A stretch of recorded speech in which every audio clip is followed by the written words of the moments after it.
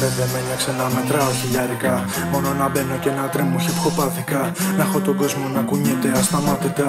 Και 5 σπόντες να λέω στα πρωινά δικά. Να με πιστεύουν χωρίς να δίνω την πέσα μου. Να έχω έμπνευση να γράφω για το μέσα μου. Κοπέλα δίπλα μου να λέω για τη μέρα μου. Και 5 πράγματα να λέω στη μητέρα μου. Κάνα 2 φίλους για να λέω το πρόβλημά μου. Να με φωνάζουν πάντα με το όνομά μου.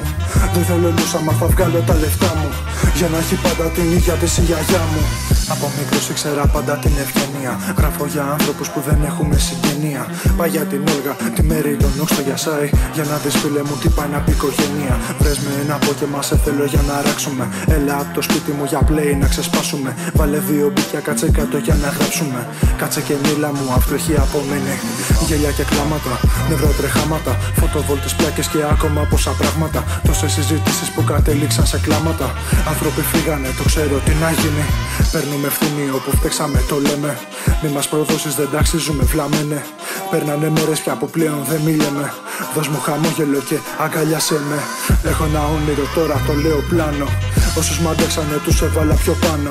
Κι άσε τι λέω στο ρέφρεν με την κιθάρα. Ποτέ δεν έμαθα πως να παίζω το πιάνο. Γράφω για σένα, εμένα, αυτόνα και εκείνη που μου έχουν δείξει πως ό,τι άξιζε θα μείνει. Τώρα σου δίνω ότι το σώμα μου εκρίνει. Να έχεις στα αυτιά σου του γιου ακτή ντοπαμίνη. Και δεν θα μείνει άλλος λόγος να υπάρχω.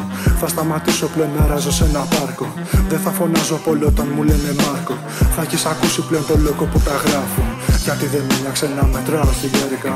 Μόνο να μπαίνω και να τρέμω χιπχοπάδικα. Να έχω τον κόσμο να κουνιέται ασταμάτητα. Και 5 σπόντες να λέω στα πρωινά δικά.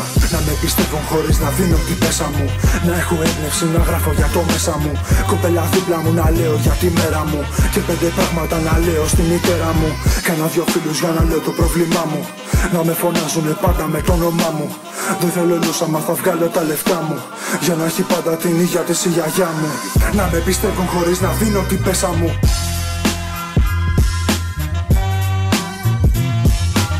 Και 5 πράγματα να λέω στη μητέρα μου.